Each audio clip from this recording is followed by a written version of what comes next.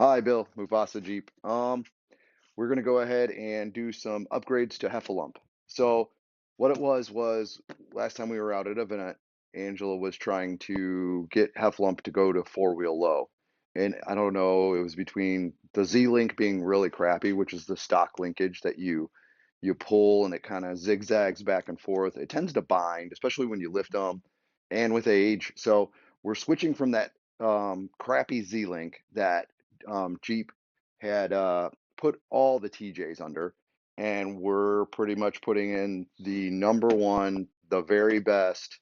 We didn't skimp on price. We bought the B&M cable driven shifter linkage. So I mean, if you guys could see this, look at how thick this metal is. I mean, when you look at some of the other ones, like we'll say like Savvy or even Stein and Jaeger, their their bracketry isn't this big. And then you got this big old cable, and when we take out the Z-Link, this replaces the cable. But you guys will see that when we go to start doing the installation. And then here's another bracket we're going to use that mounts underneath the little doghouse where you're pull your lever, Crunk, right? And then this is another tab. We're switching out this, but I'll go over all this with you guys. It says it's an hour process. I think they fibbed a little bit. It's going to take us a little more than an hour. So I'm going to go ahead and go over how the first thing you need to do is to remove, and we'll come over here. We need to remove this plate because it blocks that Z linkage. And don't pay no attention to the Jenga set I got going on underneath the Jeep. We don't have a jack that's actually big enough. And funny thing, every one of these Jeeps that we have in our fleet was lifted with this puny little jack. I mean, Jeeps don't weigh that much, so we weren't really afraid of that. But we played a lot of these shenanigans with the wood. So don't do what I do. I know it's not the right way to do it, but we use what we have and we make it work. Would I like to get an upgraded jack? Definitely, because this one comes nowhere near. Um, I can max it all the way out, and I won't touch that plate there. So hang on, watch for more. I'm gonna cut the video here, and I'll get this thing down. Once I get it down, we'll go over what it takes to take it down, and I'll explain it. And I'll be right back. All right, we're back. So here's your transfer case bash plate here. So we have these three screws, three bolts, one, two, and three. They're on both sides. But because I want a jack from the middle to like spread the weight off on my Jenga set here, there's these four bolts right here that attaches to the bottom of the transmission, and it's like a little isolator. So I'm going to remove these four. I don't know if you could see them. One, two, three, four. We're going to remove those four. Move the jack over here. Get it so it would be in the way for me to get those out. And then we'll take these three out and those three out. And then we'll go ahead and drop this pan and we can get to all those linkages that we're trying to get to. So stay tuned. Okay, we're back. So right here, you can see where this Z-Link connects to that little press in like nipple thing, and then we have another one of those right there. So what I'm going to start with doing is going ahead and releasing those by taking a screwdriver and prying the two apart. It's just a little pop-in type deal, and we're going to see if I could do this while recording. So I just want to put the screwdriver in here. I'm just gonna twist a little bit. So, oh, that's kind of snug there. I wonder if we can just get it just tweaked enough to get it to drop. Get it out of there. Okay, maybe that's not gonna pop fully out unless some more stuff's disconnected. And this one, yep, that's a little rough there. Okay, we're gonna I don't know. I'm just gonna pry on that a little bit and see if I could still get it to pop out. I'll be back. All right, so we're back. There's a bolt right here that holds this bracket. You can see that bracket right there. And there's a bolt way up here on top of the transmission there. So I'm here unbolting this. We pried this guy out of that spot right there, this little thing. And then I pried that top one out up there. That was a little difficult, but we got it pried out. I undid the little bracket right there, and this thing started to fall a little bit. But you got to take this bracket out to get that Z-link completely out. But while I'm under here doing this, I had a visitor. Where'd he go? Right there. You little inchworm. He said that's too much work, I'm out. All right, I'll come back as soon as I get the rest of this pulled out, and we'll start putting in our new pieces.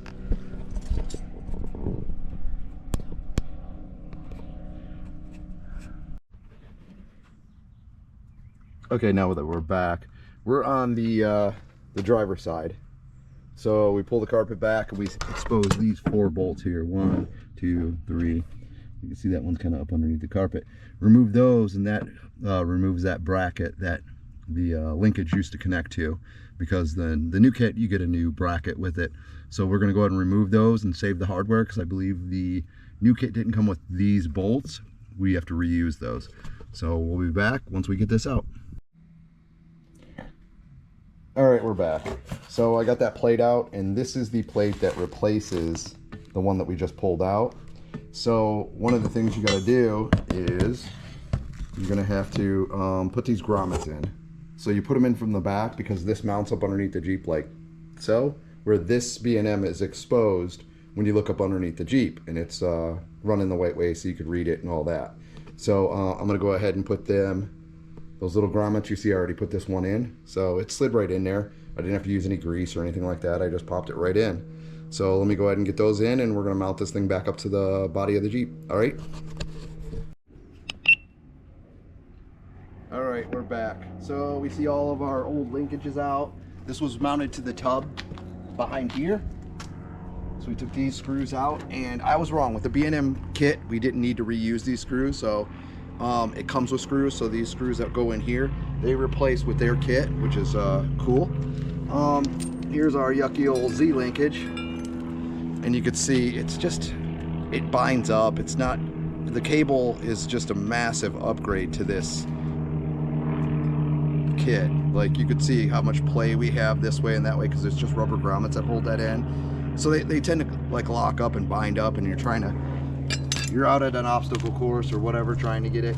So then we replaced this, comes with a new tab, and you can see it's keyed, and this is a 14 millimeter nut on the back of here. So we took the tab off and replaced it. They give you a new tab, so a new little linkage guy thing. And then while I was under there, we noticed this thing is shot. This is this is what mounts the transfer case. Like, it's an isolator type of deal that mounts it to these 4 bolts right here. So we already had those bolts out when we dropped this pan, and we noticed this guy, yeah, we got a little bit of an oil leak. We're gonna work on that next. But you can see this side's completely broken. I've seen them worse, where this whole rod is like rotted out, but obviously this one's been soaked in oil, so this part of it lasted, but the rubber's all gobbledygook. It's broke. It's no good. So all those pieces are out. We'll climb underneath the Jeep here, and I'll show you the new pieces that are in. We're getting there. It's a process. I want to take my time. I want to make sure I do it right. So if we climb underneath the Jeep here, yeah, we can see there's our new bracket. Maybe we can get it from this angle right there. That's mounted to that's those 4 screws you took out of the floor pan in there next to the shifter. That's all mounted up. And then this guy right here, this shifter leverage right here, is the one that we pull off and replace. And then that nut right there is the 14 millimeter. So save the nut and the washer, pop your old one off, and pop this new one in.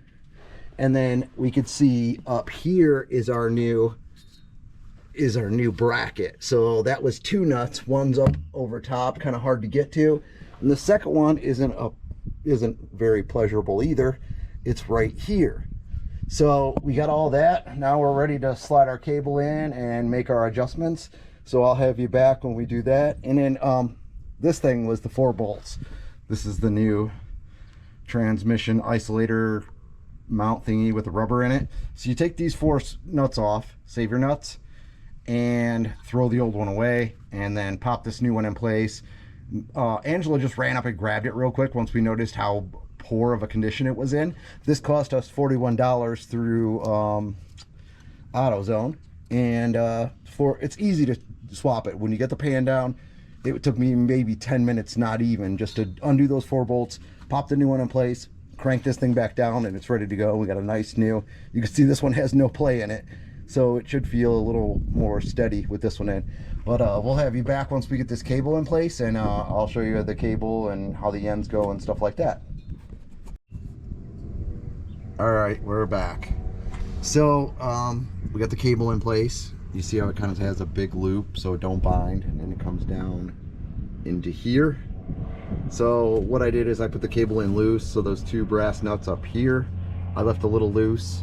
Then you want to thread this on. You want to make sure you got enough threads there. Leave this backed off, and then you'll have to take it in and out, in and out, in and out. And then what you want to do up here, this is what connects to the lever. So you want to go inside the truck or have whoever's helping you. I had a good helper today. Angela gave me a hand. She pushed her lever all the way down to where it wasn't engaged at all. And then I made this connection. And then the same here, there's the selector for your 4-wheel drive. I left that nut loose, spun it around, and we leave this brass nut on this side loose. So we got it all connected, and then we got in the truck and made sure that it would shift from no 4-wheel drive to 4-wheel drive high, and then ultimately 4-wheel drive low. Once we knew we had all that, we knew we were in the right, we had the cable in the right position. Then you got to go back in and tighten up both of these brass nuts, sandwich them together so it doesn't get loose while you're driving. You want to run this nut down all the way. These cotter pins, they're teeny tiny. So you want to put your cotter pins in when you want to bend these tabs over. Honestly, that was probably one of the harder things I had to do, because they're smashed together and you're trying to get needle nose in this location, and her Jeep sits so high, I'm doing a half crunch trying to sit up. Then I ended up having her to get behind me and just hold me up for a minute so I can get in there with something to smash these guys so this cotter pin doesn't come back out. So there it is. There's our little bracket that's mounted to the floorboard. Cable loops around, comes back right into the gear selector. This is that new tab that we mounted up with that nut. The washer's behind it. Same thing with the cotter pin. These cotter pins were a bear. If somebody would have said, hey, you're gonna have hard time with these little cotter pins, I'm like, no, cotter pins are easy. These were not. And then here's our really cool B&M bracket that mounted to our transmission. It's all mounted up, it's ready to go. We have our new this isolator, you know, this thing. We put that on, took those 4 bolts out, mounted it up. It's good to go. So now we're ready to go back in with our sketchy Jenga jack and the transmission bash pan. So I'm gonna go ahead and button that up. And again, it's the 6 big screws on the sides. These 4 screws come through the middle of that bash pan, and we save the nuts, so we'll go ahead and cinch that back up. And then the Jeep's ready to go back on the road, and it has 4-wheel drive easily now. All right, we got our new, we got our the bash pan back underneath the transfer case. I took it for a test ride. It shifts very easily in and out of 4-wheel high, 4-wheel low, and then back down to 2-wheel high. It didn't take an hour. It took us probably 2.5, because Angela went out and got that transfer case grommet part, isolator, whatever it's called, and there were some difficult things, and I think part of it is because this is lifted so high, you have to like sit up, and you can't hold yourself up with the hand, and you gotta, you know, tighten things once you get all your linkages set. But it's done, so it's in there. We won't have to fuss with it anymore. When she goes off-roading, it's gonna work every time. It works very easily, actually. So I'm very happy with the quality of the kit. The install was a little more difficult, but I'm glad we did it now, because we shouldn't have to mess with it again. Like, you've seen how thick and great those parts were.